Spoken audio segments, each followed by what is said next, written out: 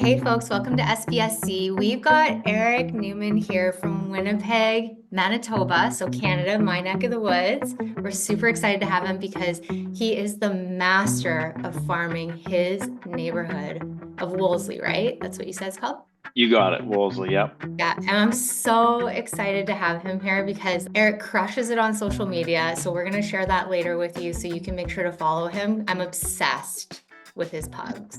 Like, I pug. might be a little bit too, but Clearly, you yeah. got to check it out. It's so good. But we're really excited to hear about how he farms his neighborhood and has mastered that. Like he has got it down to a science. So welcome. Yeah, good to be here. Good to hang out with you guys for a little bit. It's going to be fun. So I want to start off. So how big is your neighborhood that you're farming? Yeah, so it's about 5,000 homes, and there's a decent amount of turnaround because of the size of the houses. You start around 1,200 square feet, but the majority of them are like 2.5 stories, and so people grow into them or grow out of them. And yeah, there's a lot of movement within the neighborhood, but people like the neighborhood, they stay to the neighborhood. Is that sort of crafts? Do you guys call them craftsman homes? Is it like a big front I porch and then they were like an Eaton's catalog, right? Yeah, exactly. So I just generalize it to a character home, but yeah, a lot of them were from the Eaton's catalog. So after you go through enough of them, you see the different layouts and yeah, the big front porches, the third floors weren't typically developed when they were built, but now third floor lofts and everyone does it differently. Yeah. I love craftsman and character homes. That's totally my jam, but we don't have that many where we are. When you guys come to Madison, you'll see there's the area that we are having the conference. That's the primary neighborhood, but not even close to that many homes that you guys have in Winnipeg. Because how many people are in Winnipeg, like the city? Yeah, see that I don't even know. It No. changes, but let's guess close to 1 million, and then somebody can correct me later. I'm gonna Google it right now while you're chatting. I'm curious. Yeah, So let's how see did, how close I am. Yeah. okay. I am curious. How did you decide to start the farming of that small community? You know what? I just saw somebody that was doing all the sales here. And I didn't understand it. And they were representing the majority of sellers and even the majority of buyers for other listings in the area.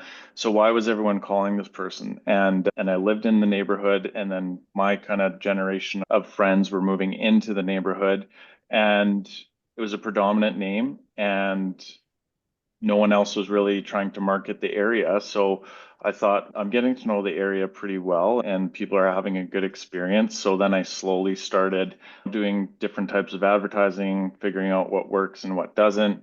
And then naturally, the snowball just started coming where it was like, okay, now the 5, 10 years of hard work of getting it ready to farm has paid off. So I could have maybe done it in fewer years, but I would say about 5 years, and then it was really steady. Was there So, something that you found was, sorry, Debbie, I was just thinking, was there something that you found was really, you did consistently that was a really big factor in people starting to recognize your name? And Yeah, so I think I started when I was really young and I dressed the exact same as I did. And people were like, you have to take out your earrings and all that, but I never took them out. I think it was just a fresh take on it. And like this was before Instagram had come out and things like that. So a lot of just print marketing with thought instead of just but I need to prove myself first. So I started, here's all the homes that I sold in our beautiful area. I'm a Wolseley resident. I live in Wolseley. I work in Wolseley. I'd love to hear the story behind your home instead of just the corporate branding that was done by pretty much all the brokerages at the time. so how would you deliver those? Would you mail them or would you door knock or would you do some of both? Yeah, I would just blanket the area with them. And we have a local news. I have one here. I didn't plan this or anything, but it was, yeah, like we have a local newspaper, which is pretty old school, but keep in mind, our so that's houses are for the from the area 1900s. specifically, like the leaf is that's for Wolseley area. The It's serving Wolseley and West Broadway. Yeah. I That's love awesome. And I that. bet it's so super popular. Yeah, Oh, so how do I show Oh, this there you here? go. Look at Yeah, that. oh, so you get the, cool. And you've got the so old staircase in there, like showing that you like appreciate the older homes. yeah, and then people relate to that because so many people are like, oh, that is that my aunt's house that you use as a background? Oh, like I feel like that's the house I used to live in. No, it's this house over here on Camden. But a lot of people relate to it because it's what a lot of the houses look like, including the one that they're probably living in. So something I think is really interesting that I wanted to hit on, you said it took you 5 to 10 years. And I think a lot of agents would give up after I've had agents on my team be like, I'm going to do mailers, and they do it twice. And then they're like, it didn't work. But you had to be consistent for 5 years before you really started getting a reward for all the work you're putting in. Yeah, so I started seeing results right away, but it wasn't until about 5 years that I was like, okay, I think this is my niche for until I retire. So, yeah, the first set of mailers, you get 3 calls on them. And then I found that I was getting more calls right away. And then I was tracking my business and I was getting 8 out of 10 listings where I was competing in the area. And so then I pushed harder into that. So it wasn't that I didn't see results right away. It was just that it took about 5 years where I thought, okay, I've found my niche. I've created something that I didn't grow up in the area. I just fell in love with the area, fell in love with the homes, fell in love with the people. And now my sister moved here with her family, my mom moved here, and we all live like a house away from each other. So yeah, but it was pushing into the things that worked so that after 5 years, it's a small neighborhood. So it was like people recognized me from the diamond earrings that I was told I needed to take out for real estate. I love that. That's my Yeah. favorite. Authentic, I authentic, be yourself, know. and you attract your kind of people. Yeah, you attract your tribe. I always found that like people who appreciate character homes actually are more creative. They like don't need everything to be new and sparkly. There's an energy about those older early 1900s homes that just like you can't find anywhere else. Like you cannot recreate that without boatloads of money. Like it's just there's walls that don't make any sense. There's like nooks and crannies and chopped off doorways that are like low. And it's just like the spirit of those homes is like, if somebody likes that and appreciates that, they don't run your atypical like way. They're more creative. They appreciate people who are more themselves. Like they do their own thing. Yeah. Yeah, and I think that like the dollar, like the average sales price in our neighborhood here, and Winnipeg is fairly low in Canada, but we're a humble market and we tend not to go too high or too low.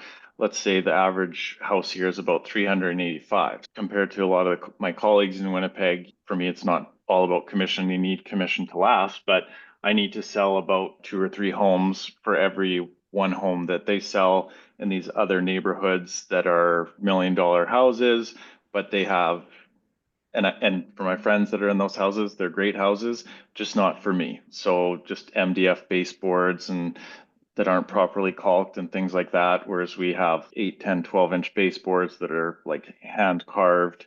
So it tends to be there's a lot of professors, artists, lawyers, and then now there's a lot of just young couples that really like the area because it's so walkable. And we have a lot of great, like when I moved here, there wasn't really coffee shops. And then our friends started a coffee shop, which is one of the best in Winnipeg, and they've opened up several locations.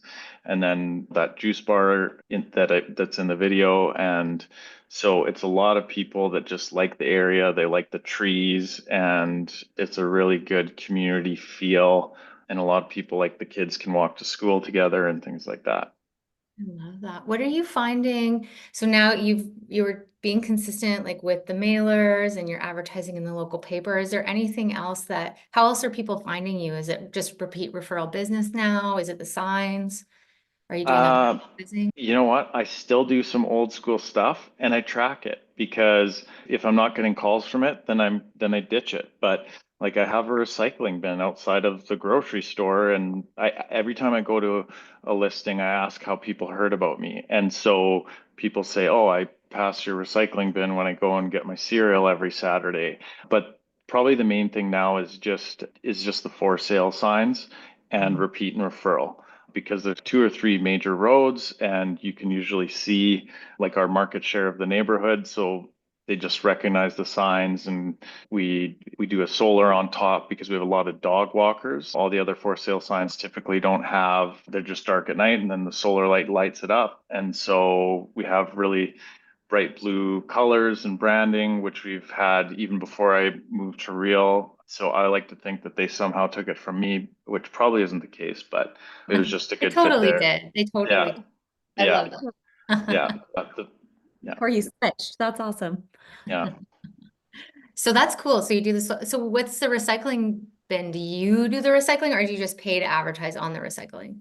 Yeah, just paid advertising, Wolseley residents serving Wolseley and surrounding communities, and then just all cohesive branding from the business cards to the ad to the for sale sign, and then just getting involved in the community. Volunteering at a pancake breakfast is how I was able to buy my dream home off market. And yeah, like my niece and nephew, that's how my assistant, she's also a good friend of mine, her husband, but I was just at my niece and nephew's soccer game, and then that was how I connected with her. And if I didn't go to their soccer game, then that's the way it it worked out. So just getting out into the community, being active in Yeah, the community.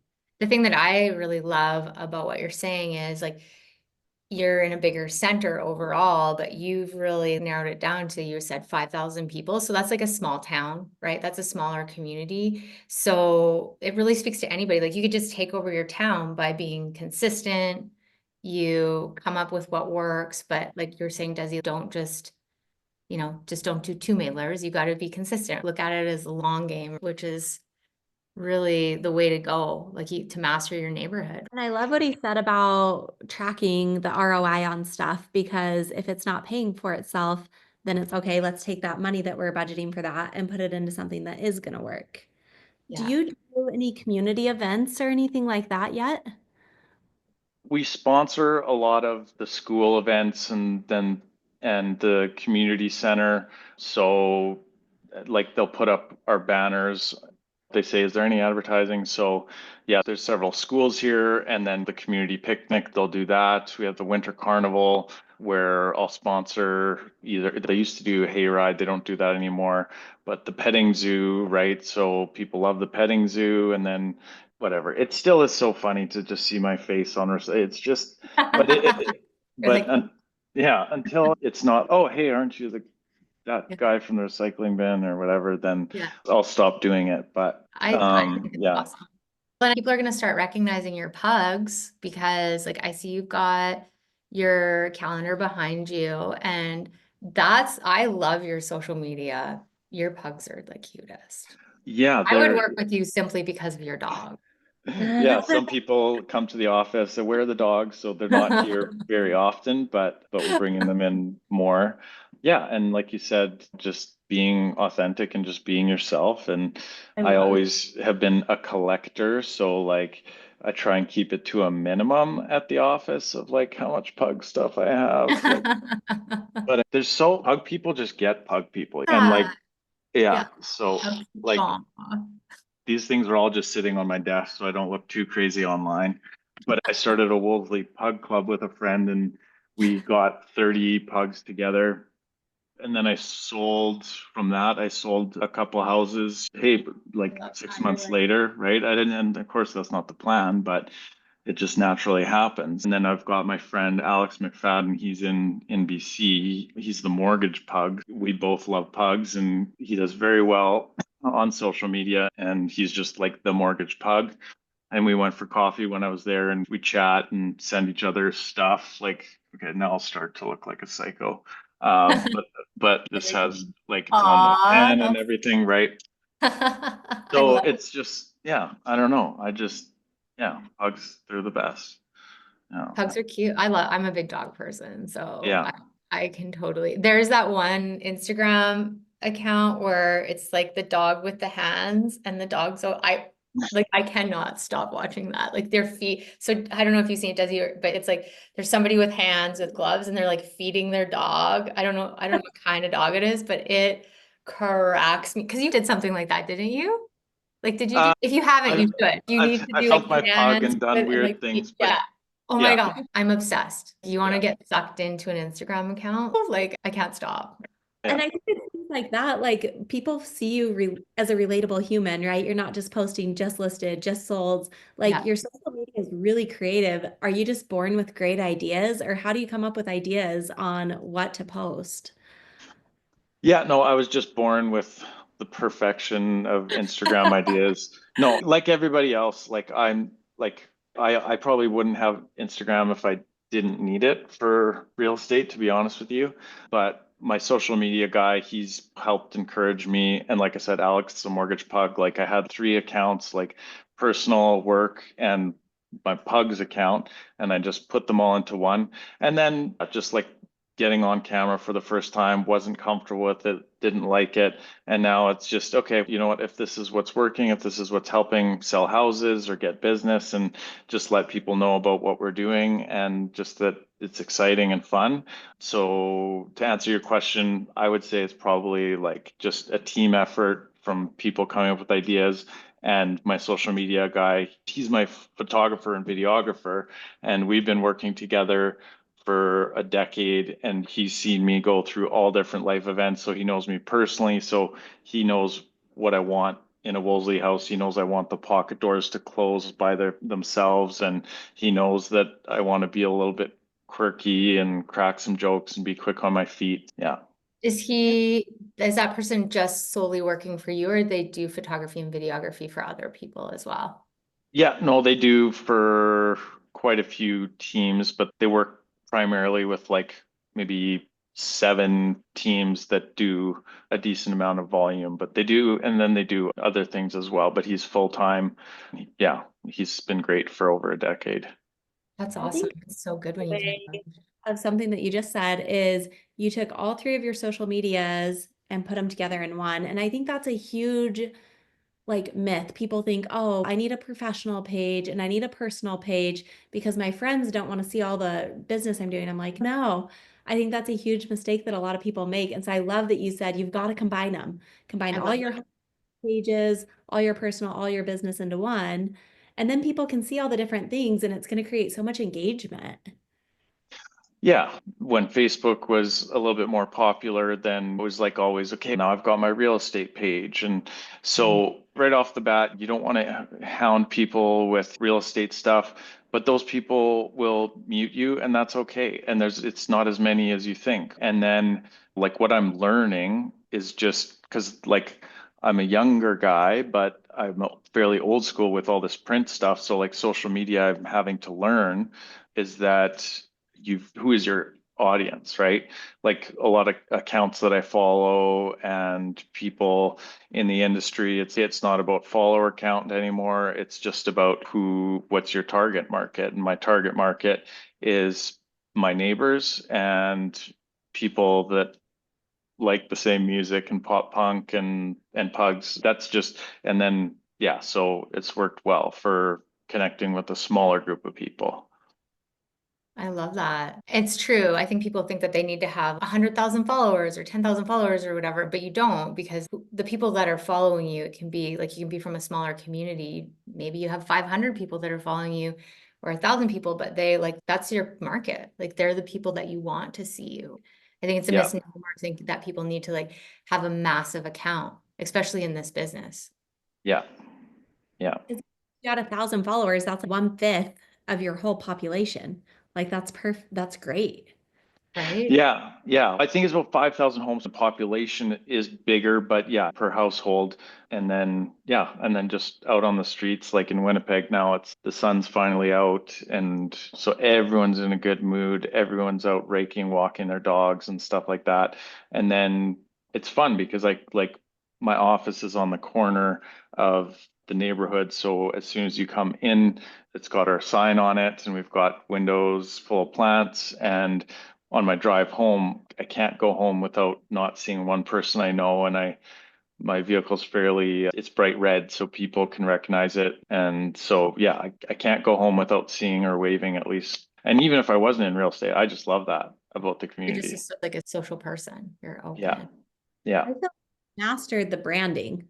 Like you've got the red truck, you've got your social page, you've got like the big office with the noticeable sign, like your solar lights on your signs. Really. People know you. They know what to expect when you have a listing.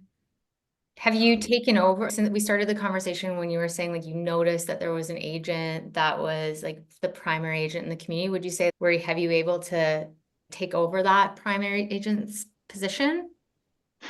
There's enough there's enough real estate for 10 agents to farm this area, even if it is a small area. But I did find, like Desi was saying, I tracked my business, and if people were interviewing myself and the other agent, that I was getting it 8 out of 10 times.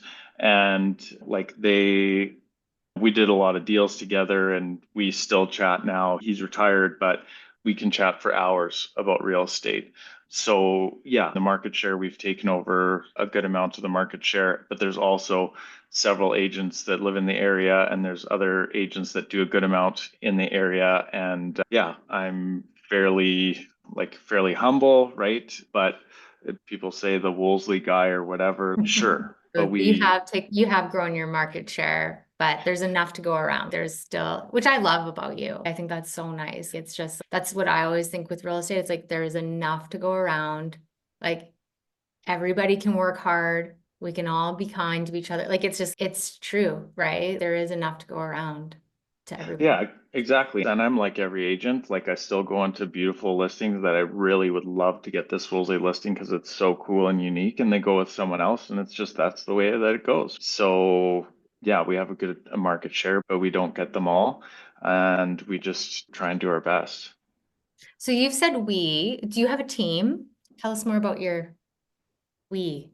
Yeah, again, like a lot of people over that have been in almost 2 decades, like if you want to do a team, I don't want to be the movie realtor that doesn't have a life. I have things that are really important in my life, like church and my niece and nephew and my friends and my yard, because the yard, like grass, is important to look nice and things like that. But my business partner, Colin McTavish, we connected again, and we used to know each other from the hardcore and emo band days and things like that. Yeah, we reconnected, and it was just a really good fit. And so we've been running together, and I did coaching with Eric Hatch, and he really helped me to just put in place what I wanted rather than just trying to force teams to work. And I've had other people that I've worked with that were fantastic, but this is just something that works. This is a long-term game. And then, like I said, my friend Jen, she holds us accountable. She is the boss. She's right over there. And yeah, You just give so some praise. we talked about it today. Yeah, so it's the three of us, and Jen lives in Wolseley as well, right? So yeah, it works out really well. That's fantastic. So you've got a little community that you can bounce ideas off of and support each other. And you're right, when you've been in real estate for 20 years, it's nice, you have to have that support network, right? Yeah. Got balance. It's not worth it if all you do is grind. That's Yeah, I've put in the years of just evenings and weekends, and still it's obviously a big part of it.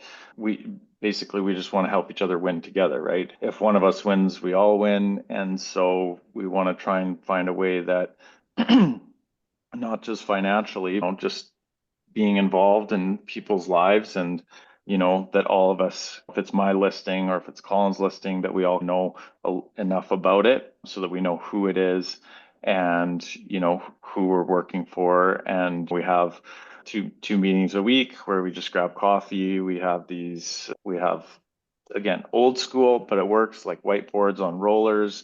So if it's working for us, that's working for us. I Yeah. love it.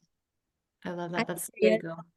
if you had one piece of advice for a brand new agent, like just getting into the business, what would you tell them to do? My biggest piece, I always say, is to get a mentor because that's how I did it. So that's my experience.